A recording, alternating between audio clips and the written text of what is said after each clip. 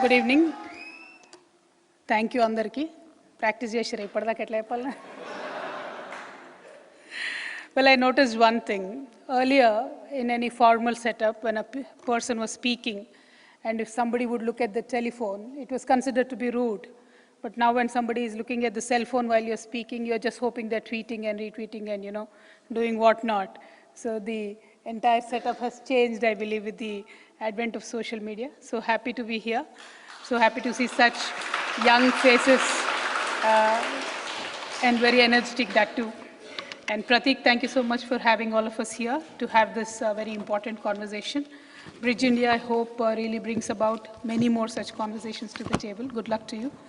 Virendra Sharma ji, the most senior member of the parliament and always has been a friend of India, as Manju ji called him father of all the Indian communities here.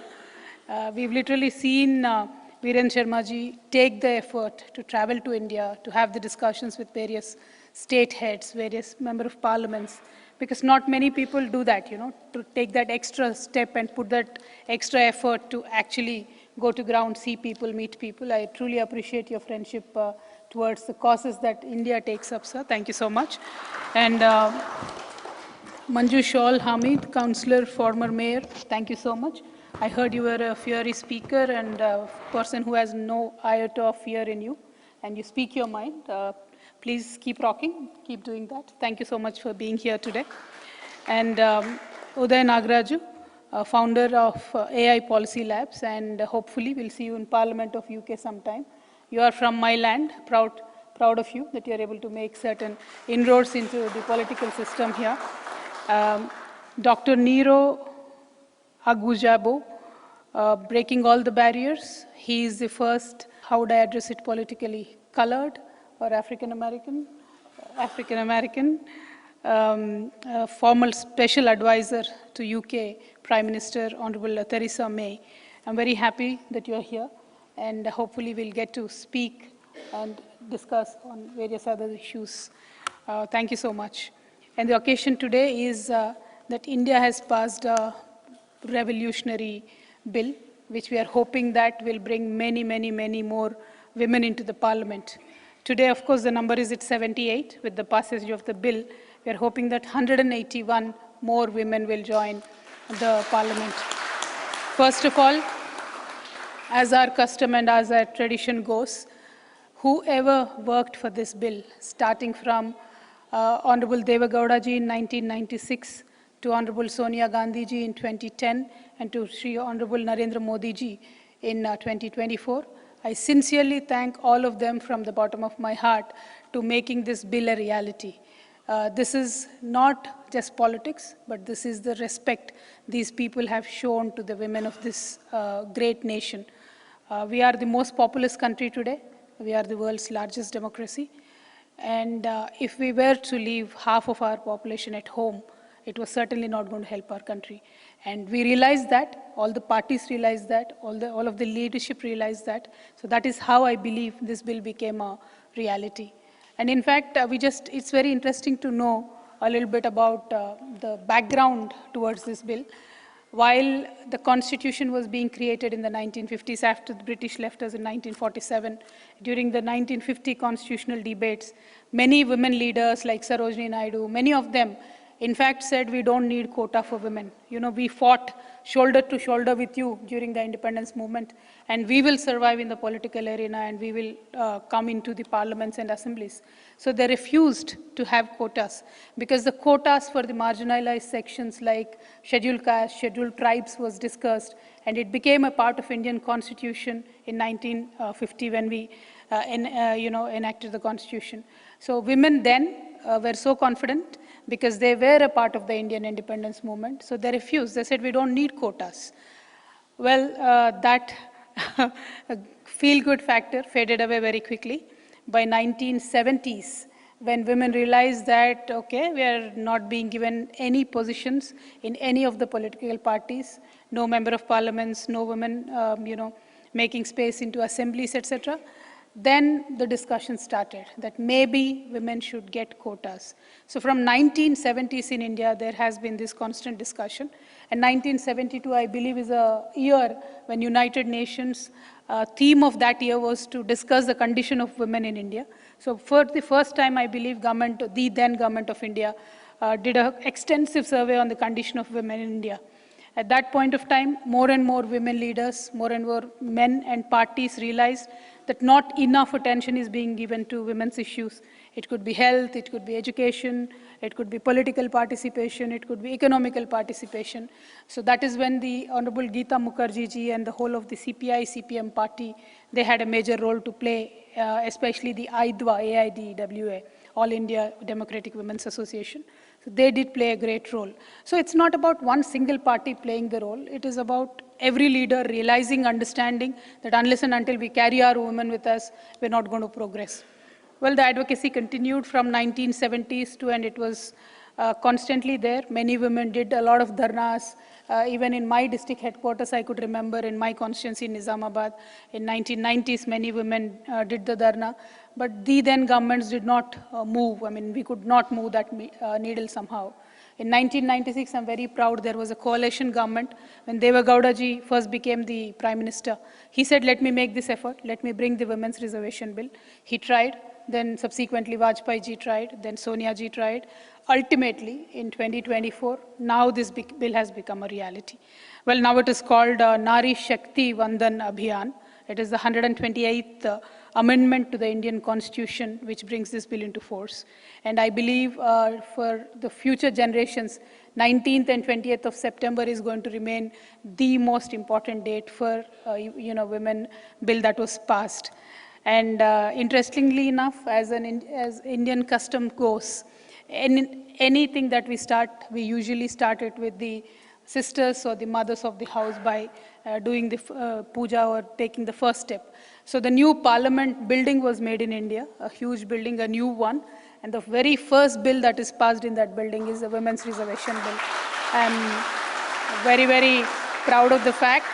And it is a good omen. I truly believe then the anticipated good days will come to women. The country will also progress with women's participation is the hope and belief. Interestingly enough, when I was during this campaign and many times when I interact with young women getting educated, we are all very proud and confident of ourselves. Many women asked me, why do we need the women's bill? Why do we need quotas? Can't we, just go out, get it on our own talent? Well, we tried. It didn't work out. So we were pushing for the women's quota, and it now finally is a reality. And India has a great experience with quotas. When in local governments, we gave women the reservation of 33%. Now in every state, almost every state, 1 or 2 states are the exemptions. The women participation at the local governance level has gone up to 57%, 55%. So the quota started from 33, but the participation of women has increased and it has gone to 57%. I'm particularly very proud in my state of Telangana, many municipal chairmen, many municipal vice chairmen, many Zilla Parishad chairmen, approximately about 55, 57% of them are women. And also proud to say that almost 92% of them are from my own party, BRS. So that is the support that we enjoy in the grassroots level, and very, very happy. And one other important thing we should all really note about the Indian founding fathers, Dr. B.R. Ambedkar, Dr. Jawaharlal Nehru, Mahatma Gandhi ji, who gave us the voting right without even asking. Many countries, including the UK, USA, Japan, women here had to fight for decades. I remember one of the speakers, honorable speakers, was mentioning about in 1928 how they passed a bill of women's suffrage. But in India, we did not have to ask for the women's rights. The visionary leaders thought about it, understood that women have to get the voting right, and we got the voting right. Well, we started off very well, but somewhere we were off the track a little bit, and we are really hoping that we will come back. Women are often told a lot of things. Be a good mother, be a good wife, be a wise mother, etc. But unless and until we are in the leadership positions, I don't believe women of the next generation will be inspired enough to be whatever it is, good mother, wise mother, good wife, whatever it is. If you have confidence that, I have a future, I can share my ideas on platforms where it matters, then I believe women can be best at whatever they do. This is, I say it with a lot of pain. In fact, I was trying to understand, analyze, multiple times that what happened. Is there any species in this whole nature which subjugates its own female species? I think human beings are the only exemption. If there are 10 people in the room, 5 female, 5 male, how did the 5 started dominating the other 5? What has happened in the evolution of human history? These are serious questions that we really need to think about. We really need the support of the world-class intellectuals to think, understand what happened. Why is this only there in human race? How can you beat up your fellow human being? How can you take all the work without paying a single rupee from a woman and expect her to be loyal, patient, smiling, good-looking end of the day? How is this even possible? And how come men, without any communication whatsoever, centuries back, managed to do the same thing in every damn continent of the world? I don't understand that. It is beyond understanding. This is really something that we should get to the root of it, solve it, and take it from there. Because today I might be a member of parliament. That's all right. But look at how many lakhs and lakhs of women are denied and deprived of their opportunities. Why is that happening? We have a wonderful reservation in the local governance. We have about 14 lakh women, but most of them, even today, they're not independent in being their sarpanch. That is why the terms like sarpanchpati, etc., are invented. The sarpanch is a woman, but the pati, who's the husband, he attends the meetings. So these are bound to happen. But then, yes, that is a first step, and then from there we will move on. But it is a serious question for all of us, especially the young girls sitting there, to understand, is there any other species in this whole nature which does that to its own kind? And where are we wrong? Where did we go wrong? How to correct it? I mean, I say it out of a lot of pain, not just as a matter of fact, because we hear stories. In Japan, women were officially, by law, banned being a part of any political party or political activity for thousands of years. They fought for 100 years to just get the membership of political parties. China, women were chained, caged to look good, to have a certain statistics to be maintained. The kind of atrocities that were done on women, not easy. How are we going to go back? What are we going to do? How are we going to give our girls that confidence is what matters. And that is something that we really need to think. And in terms of future, there are many thinkers here, there are many young participants here. I really want you to think about this. If any future technology is coming up, for example, artificial intelligence, that is a buzzword now, everybody is talking about AI. Artificial intelligence now still is called black box technology because not many know what's happening in there, what is going to come out of it. But as a computer science engineer, I can tell you, artificial intelligence now has passed the stage of learning, understanding. It is now at the stage of generating stuff. It is generating art, it is throwing speeches at you, it is giving you phrases, it is giving you opinions, so it is learning. But from a woman's perspective, I really worry and we really need to think, what is it learning from?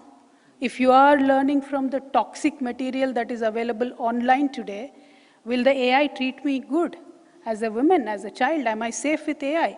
Today, some chatbots created, they harass the hell out of women online. A woman, if she speaks her mind online, is harassed. If these machines are learning from that toxic material, what are they going to treat us like tomorrow? And how do we regulate these technologies? We really need to put these laws in place because AI now is getting converted into ACI. It will be a capable, intelligent machine. It will start doing things. Now it is analyzing, generating stuff. Tomorrow it will start doing things.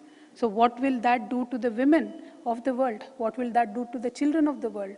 These are certain things that we really need to think about. And another thing, very on a lighter note, I'm a hardcore fan of intermittent fasting. I've taken up intermittent fasting 4 or 5 years back.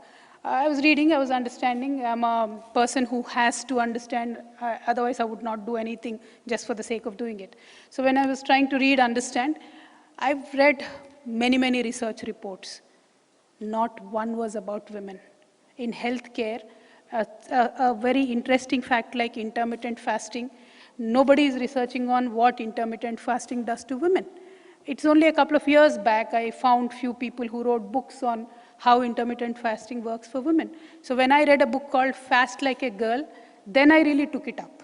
Then I really understand. But now for the people sitting here and sitting down, should we not understand if the tons and tons of money that is being pumped into health research is only to research about men's health, what about women?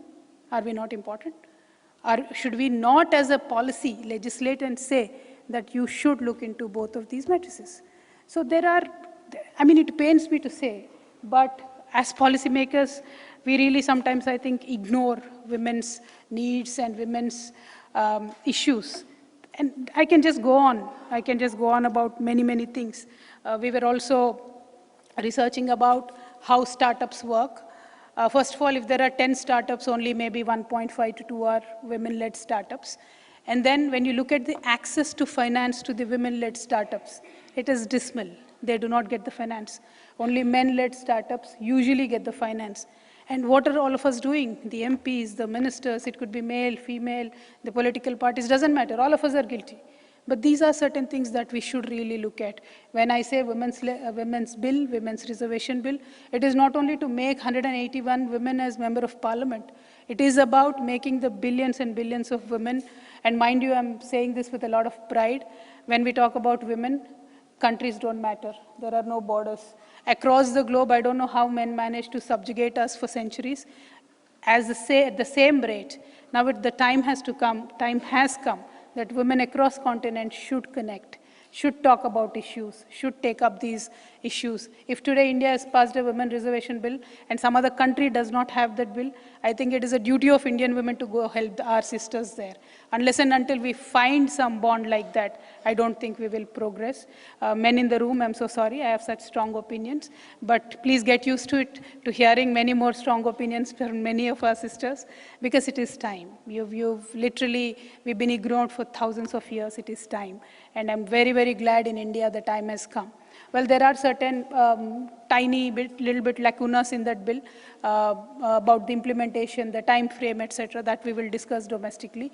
But one aspect of the bill which should be discussed internationally as well, within the women, if you are reserving 33% for women, how are we making sure, because I've seen Manjuji mention about many communities, that representation of women from all those communities is there or not? For example, in India, in this bill, OBC community representation is missing. So I believe OBC community representation also should be added in this bill. We will, of course, fight it out in our own country. But other than that, this is a wonderful first step for women. This is something that will affect the world in a greater way, because we are 70 crore women.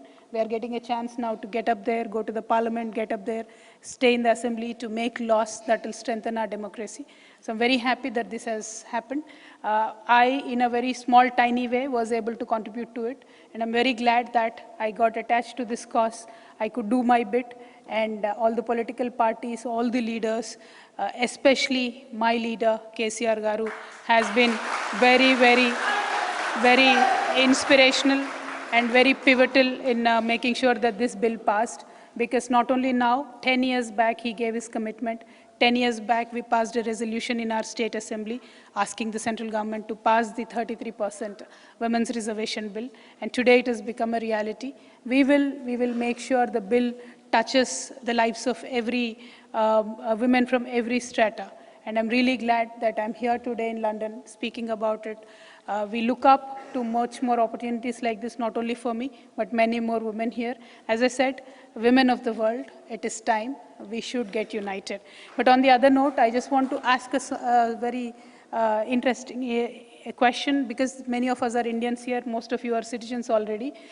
Well, it is cricket season now, ICC, and UK is the defending champion. I'm rooting for India for sure. Whom are you rooting for? You know, how do you deal with that dilemma? I always wanted to ask you. The UK is a defending champion. I think yesterday we were supposed to start the event, but it will happen soon. So I'm just hoping India will get the World Cup home this time. So you... Thank you so much. And I also come from land of Kohinoor, so I really don't want to miss out this opportunity. Well, there is a discussion about Kohinoor happening and it will go on forever. It's all right. But I just want to ask you, sir, Virendraji, you should also maybe advocate towards this. If you don't feel like giving us the Kohinoor back, it's all right. At least give us back our Vijay Mallya. You know, what is he doing here? With that note, thank you so much, guys. It has been wonderful. Thanks a lot. Bye-bye.